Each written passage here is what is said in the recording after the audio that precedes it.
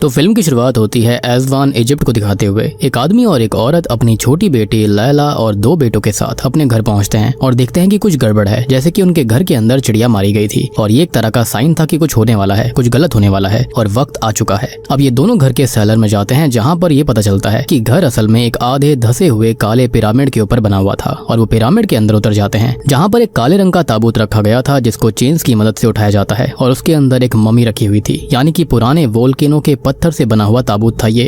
अब ताबूत को उठाने पर पहले तो उनको सुकून मिलता है कि अभी वक्त नहीं आया है, लेकिन अचानक से जो मम्मी होती है वो हिलने लगती है और देखती है और अचानक से एक सुपर नेचुरल फोर्स यहाँ पर इस आदमी को हुक से लटका कर खत्म कर देती है, जबकि इस आदमी की बीवी ये सब देखकर बस डर के मारे देख रही थी, यानी कि इस मम्मी के अंदर पक्का किसी खतरनाक चीज को कंटेन किया गया था जो कि अब आजाद होने के कगार पर था।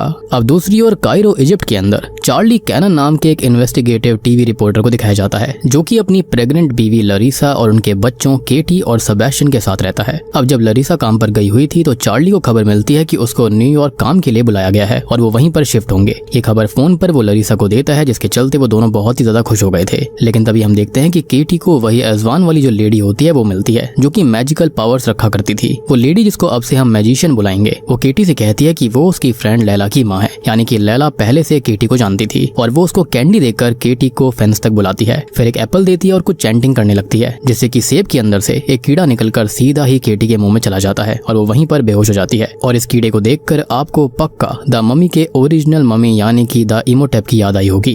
एनीवेज, बेहोश होने के बाद में ये मैजिशियन जो होती है वो केटी को किडनैप कर ले जाती है। अब तभी चार्ली को घर के अंदर से ढेर सारी वैसी ही चॉकलेट्स मिलती हैं जैसी मैजिशियन ने केटी को दी थी और इस बारे में सिर्फ सेबेस्टियन ही जानता था, लेकिन उसने कभी किसी को कुछ नहीं बताया क्योंकि केटी ने मना किया था। खैर, चार्ली को अब कुछ आवाज आती है और वो उनका पीछा करता है, लेकिन कायरो में भयानक सैंडस्टॉर्म आ गया था, यानी कि रेत का तूफान, जिसके चलते चार्ली जो होता है वो केटी को ढूंढ नहीं पाता और केटी लापता हो जाती है। खैर, अब दोनों ही इस किडनैपिंग को रिपोर्ट करते हैं और वहाँ पर स्टेशन में एक इंग्लिश बोलने वाली जूनियर डिटेक्टिव डालिया जाकी के साथ काम करते हैं, जबकि लीड डिटेक्टिव जो होता है वो पेरेंट्स के ऊपर शक कर रहा था, स्पेशली चार्ली के ऊपर, एज उसने पिछले जितने भी केस को देखा था, सॉल्व किया था, उसके अंदर मोस्टली पेरेंट्स का ही इसमें हाथ हुआ करता। Maybe the girl angle was there. लेकिन यहाँ पर डालिया जाकी एक अच्छी ऑफिसर बनकर इसी डिपार्टमेंट के अंदर रहना चाहती थी और केसेस को सॉल्व करना चाहती थी। खैर, सब कुछ किया जाता है, लेकिन केटी का कुछ भी अता पता नहीं चलता और बस इसी के साथ 8 साल बीत जाते हैं। खैर, तभी हमें चार्ली को दिखाया जाता है, जो कि अपनी बीवी लरीसा, अपने बेटे सेबेस्टियन और उनकी तीसरी संतान मॉड के साथ में अल्बुकर्क, न्यू मैक्सिको में लरीसा की कैथोलिक माँ कार्मेन के घर में रहते हैं। और हम जानते हैं कि केटी के गायब होने वक्त लरीसा प्रेग्नेंट थी, तो मॉड यहाँ पर उनकी तीसरी संतान थी।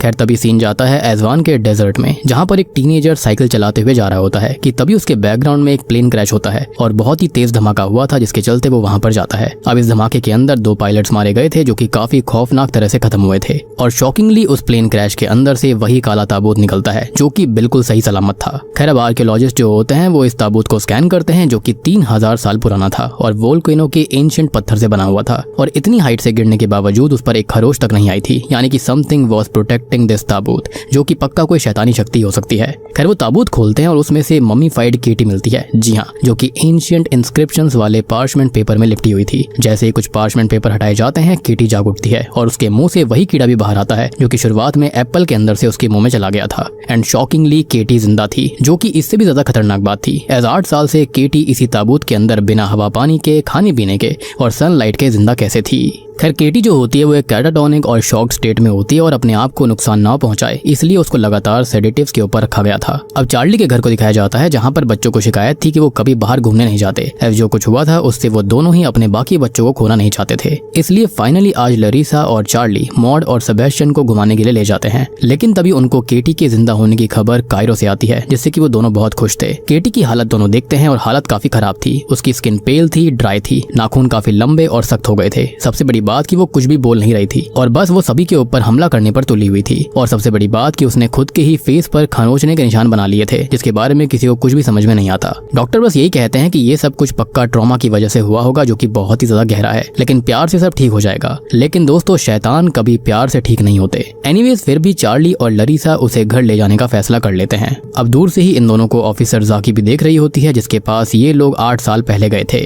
अब फैमिली केटी को उसके बेडरूम में ही रखती है, जो कि पहले फ्लोर पर था और रूम को पहले से ही सजाया गया था क्योंकि लरीसा अपनी बेटी को कभी भूल ही नहीं पाई थी। एक चीज और थी कि लरीसा केटी की इस हालत का जिम्मेदार मन ही मन में अपने पति को मना करती, एज उस दिन वो घर पर था जब केटी गायब हुई थी। अब लरीसा ने मेडिकल हेल्प लेने से मना कर दिया था एज वो खुद ही अपनी बेटी को संभालना चाहती थी। सबसे बड़ी बात ये कि व्हील चेयर पर बैठा कर केटी को ऊपर शिफ्ट किया जाता है, लेकिन ऑब्जर्व करने वाली बात ये थी कि केटी का बर्ताव अजीब सा और अनप्रिडिक्टेबल हो जाता है। वो रात को अपने कमरे से निकल जाती है और घर के वेंट्स में से इधर उधर भागने लगती है। वेंट से सारे रूम कनेक्टेड थे और वो किसी जानवर जैसे चल रही थी, चूहे जानवर खा रही थी। और इसी के चलते चार्ली ने अब सारे के सारे वेंट्स को स्क्रूज के जरिए सील कर दिया था। सबसे बड़ी बात कि इनके घर के आसपास कायोटीज वगैरह भी घूम रहे थे, भेड़िए भी घूम रहे थे, जो कि दर्शाता है कि पक्का यहाँ पर कोई ना कोई शैतानी शक्ति इन्वॉल्व हो रखी थी। एनीवेज कार्मेन ये सब देखकर केटी के सामने प्रेयर्स करने लगती है, लेकिन केटी अब पहली बार इससे रिएक्ट करती है जैसे कि उसको तकलीफ हो रही हो और वो अपनी ही नानी की नाक तोड़ देती है, जिससे कि सभी शॉक्ड रह गए थे और फिर उसको सेडेटिव देकर शांत किया जाता है।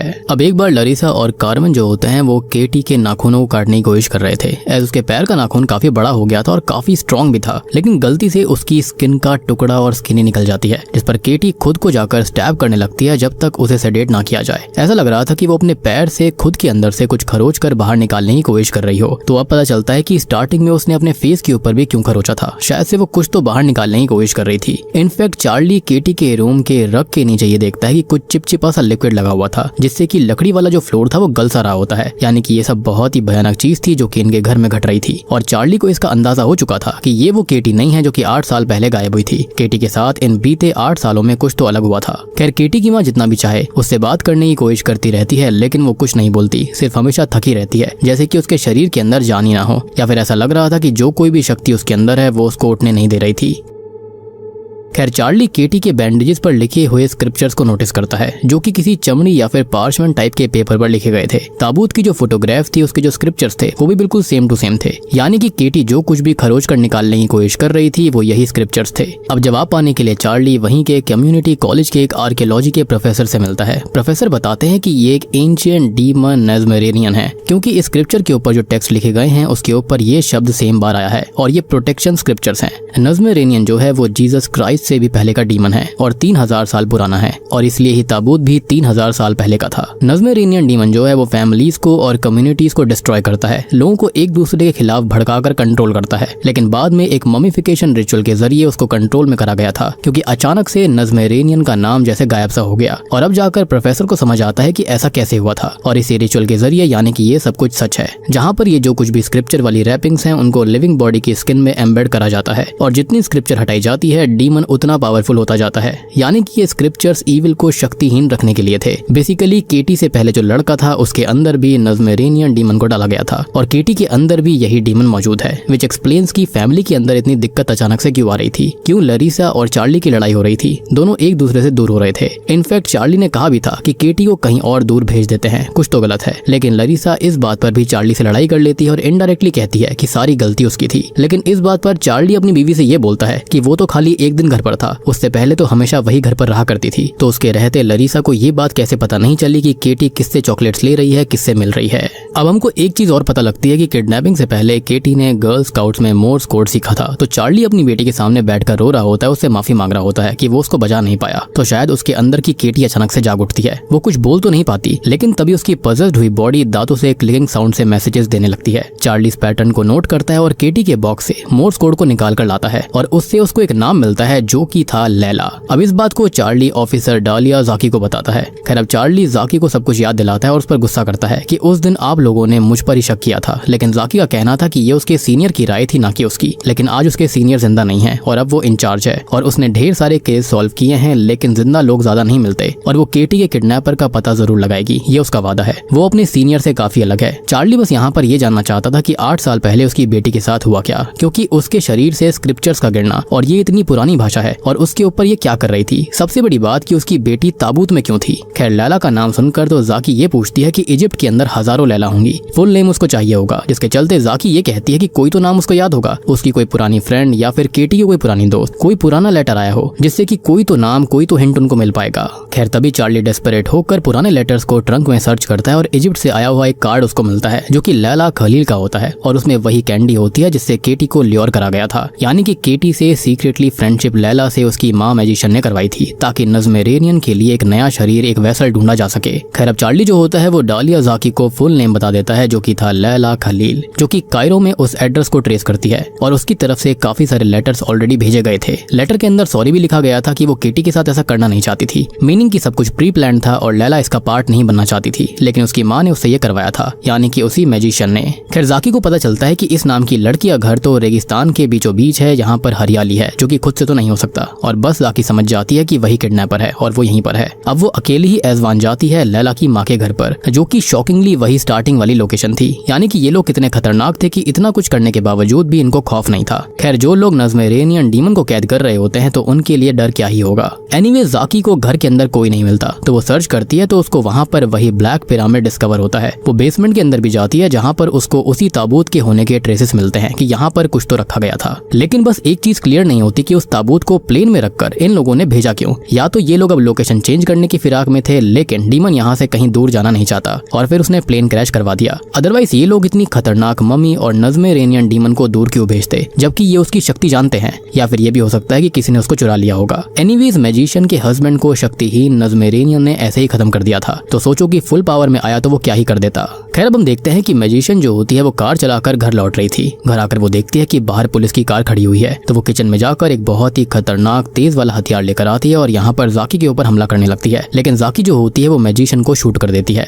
अब इसी दौरान लैला भी घर आती है, जो कि ज़ाकी को देखते ही डर के मारे भागने लगती है और एक क्लिफ पर जाकर कुछ तो खोदने लगती है, जो कि केटी नाम का बक्सा था, और वो ज़ाकी को एक VHS टेप देती है जिसका लेबल केटी होता है, यानी कि केटी के साथ क्या हुआ था वो इसी घर के अंदर था, इसी टेप के अंदर मौजूद था। दूसरी ओर घर पर यह दिखाया जाता है कि जैसे जैसे केटी के बैंडेजेस यानी कि वो स्क्रिप्चर्स गिर रहे थे, डीमन और भी पावरफुल हो रहा था, क्योंकि डीमन का मकसद यही था और इसलिए इतने दिन से वो शांत था। उसकी शक्ति को इन्हीं स्क्रिप्चर्स ने रोका हुआ था और वो खुद से एक एक करके इन स्क्रिप्चर्स को गिरा रही थी। अब एक रात जब मॉड सुसु करने उठती है तो केटी अपने रूम से ही मॉड से बात करती है। जी हाँ, और ये पहली बार था जब केटी के अंदर के डीमन ने किसी से बात करी, यानी कि मॉड से। अब मॉड के अंदर का जो डीमन होता है वो केटी की आवाज में ये कहने लगता है कि वो भी बिल्कुल उसी उम्र की है जब केटी गायब हुई थी और वो अपनी छोटी बहन से ढेर सारी बातें करना चाहती है। तभी अचानक से वो दरवाजे के नीचे से अपनी जीभ से मॉड के पैर चाटने लगती है, जिससे कि मॉड डर कर भागने की कोशिश कर रही थी, लेकिन डीमन ने मॉड को हवा में उठाकर दरवाजे के पास खींच लिया था और वो कुछ चैंटिंग कर रही थी। वो उसको पजेस कर लेती है, जिससे कि अब वो उसको मैनिपुलेट करने लगती है, यानी कि डीमन अब यहाँ मॉड को मैनिपुलेट करेगा।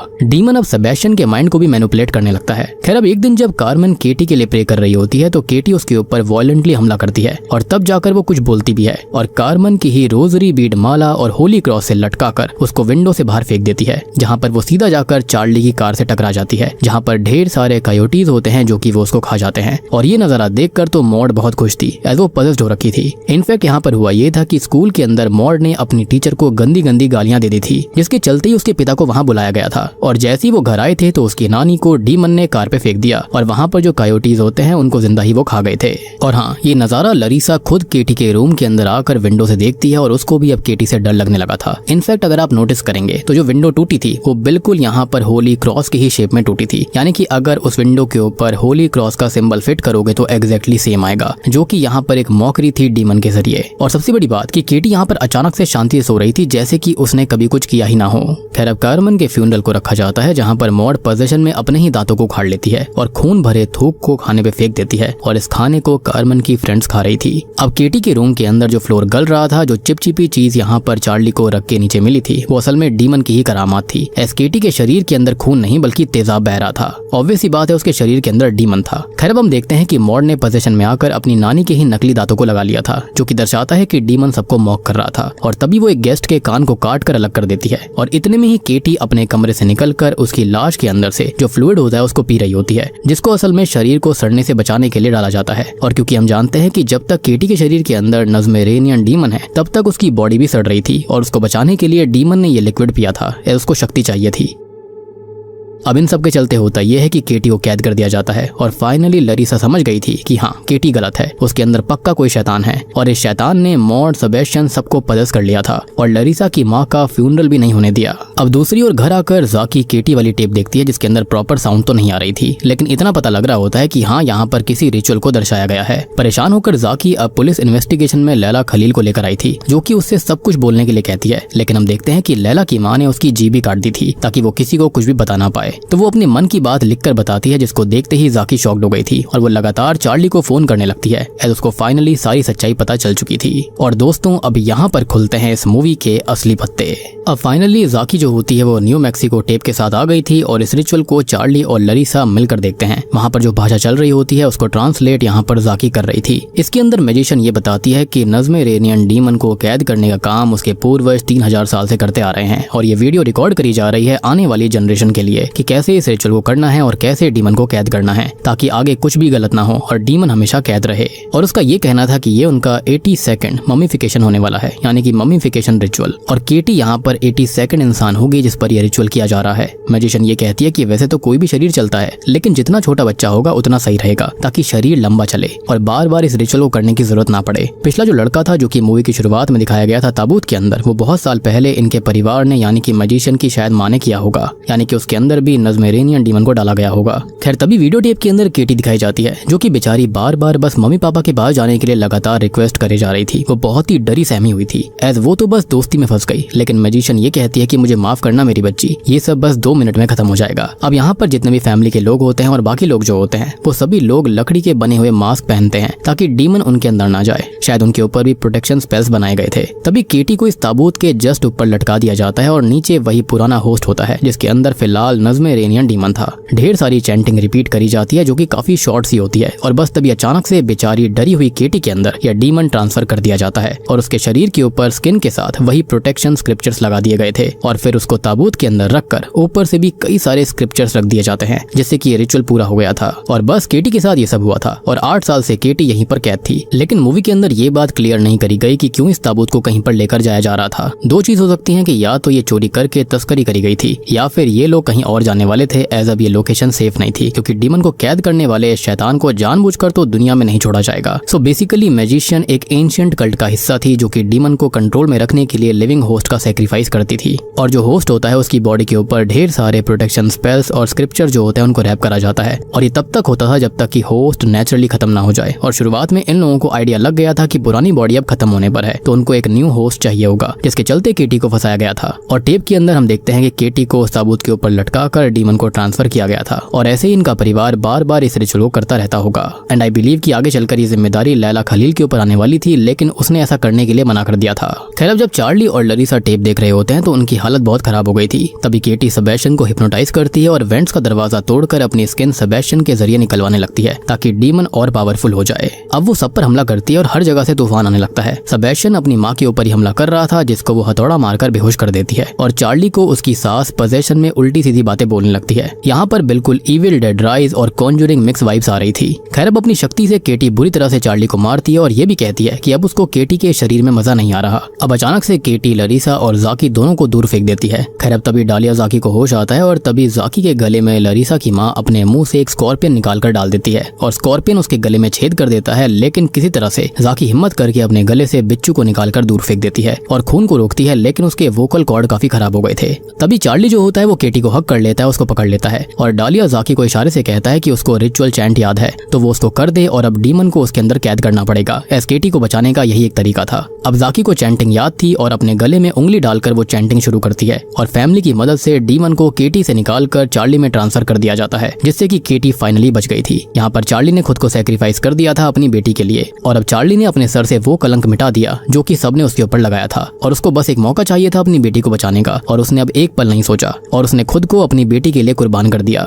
खैर अब हम देखते हैं कि केटी रिकवर हो गई थी और उसकी उम्र जो थी वो 16 साल की थी, क्योंकि जब वो गायब हुई थी वो 8 साल की थी और आज 8 साल बाद मिली है। खैर चार्ली को अब बेसमेंट के अंदर कॉफिन जैसे बक्से में बंद कर दिया गया था, जहाँ पर वो मोर्स कोड के जरिए अपनी बेटी और फैमिली को आई लव यू टैप करता है, यानी कि उसकी हिम्मत डीमन से काफी ज्यादा थी। खैर केटी भी सेम चीज टैप करती है। खैर अब हम देखते हैं कि केटी डीमन से आजाद हो गई थी और धीरे धीरे नॉर्मल जिंदगी में लौटने की कोशिश कर रही थी। वो अपने भाई बहनों के साथ में गेम्स भी खेलती है जो कि वो बचपन में खेलती थी, यानी कि सेबेस्टियन के साथ में। खैर अब कुछ वक्त के बाद में लरीसा जो होती है वो जाकी को कॉल करती है और ये कहती है कि चार्ली के बारे में कुछ बात करनी है। तभी टू आवर शॉक कायरो के अंदर मैजिशियन अभी भी जिंदा थी और जेल के अंदर बंद होती है। उसको एक नर्स आकर रोज ट्रीट करा करती थी, लेकिन तभी एक दिन लरीसा नर्स के रूप में आकर उसको सेडेटिव्स दे देती है और यहाँ पर जाकी भी उसके सेल में आ गई थी और तभी वहाँ पजेस्ड हुए चार्ली को लाया जाता है। जाकी ये कहती है कि अब मैजिशियन को याद हुआ कि क्या ही होने वाला है, क्योंकि उसने जो किया था वो हो सकता है कि दुनिया के लिए सही हो, लेकिन उसने जो पाप किए वो बहुत ही ज्यादा गलत था, यानी कि जो जरिया चुना वो गलत था। केटी केटी को चुनना बिना ये सोचे कि उसके परिवार का क्या होगा,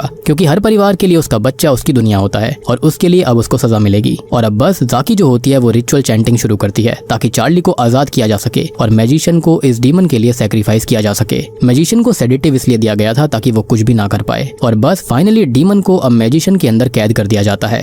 और बूम, इसी के साथ में ली क्रॉनिन्स द ममी मूवी यहीं पर खत्म हो जाती है। तो दोस्तों ये थी ली क्रॉनिन्स द ममी फिल्म की कहानी। उम्मीद करता हूँ कि आपको ये लेटेस्ट 2026 की अमेरिकन सुपरनैचुरल हॉरर मूवी पसंद आई होगी। अब देखो ये जो मूवी है वो इविल डेड राइज और कॉन्जरिंग फिल्म के मेकर्स ने ही मिलकर बनाई है, जो कि काफी ज्यादा बेहतरीन है। मूवी के अंदर आपको समय समय पर कॉन्जरिंग वाइफ्स मिलेंगी, समय समय पर आपको बिल्कुल इविल डेड राइज वाला फील मिलेगा। जैसे कि केटी जब व्हील चेयर पर होती है और वो हवा में उड़ने की कोशिश कर रही होती है तो वो पार्ट 1 कॉन्जरिंग का बिल्कुल रूप था। जैसे कि बैथशेबा जो होती है वो हवा में उड़ने की कोशिश कर रही थी, सेम बिल्कुल वही चीज होती है। और जब हमको इविल डेड राइज जैसा फील होता है तो हमको समझ में आता है कि यहाँ पर एक साथ कई सारे लोगों को पजेस करना इविल डेड राइज मूवी के अंदर हुआ था, जो कि काफी इंटरेस्टिंग चीज है। और नज़्म रेनियन जो डीमन है वो भी इसी तरह का डीमन था जो कि अपने कर्ज को फैलाता रहता है। और पर्सनली बात करूं तो ये मूवी भूत बंगला मूवी से काफी ज्यादा अच्छी थी, काफी बढ़िया थी। यहाँ पर द ममी मूवी को एक तरीके से नया रूप देने की कोशिश करी गई है, रीलिव करने की कोशिश करी गई है पुराने मोमेंट्स को, जो कि काफी बेहतरीन है। इमोटेप के मुंह से जो यहाँ पर कीड़े निकलते हैं उसका भी रेफरेंस दिया गया था, जो कि काफी अच्छा था।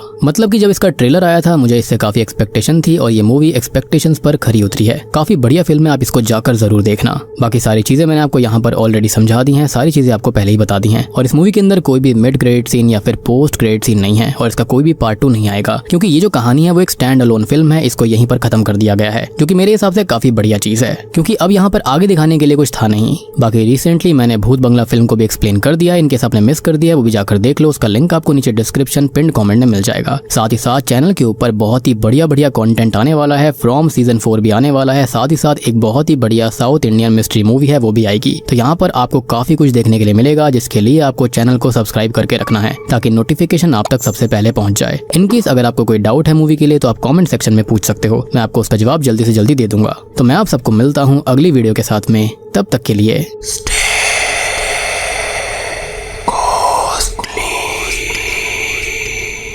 मैं आमिर खान आपसे हाथ जोड़ के गुजारिश करता हूं कि हिंदी डब चैनल को सब्सक्राइब करें, शेयर करें और वीडियोस को लाइक करें।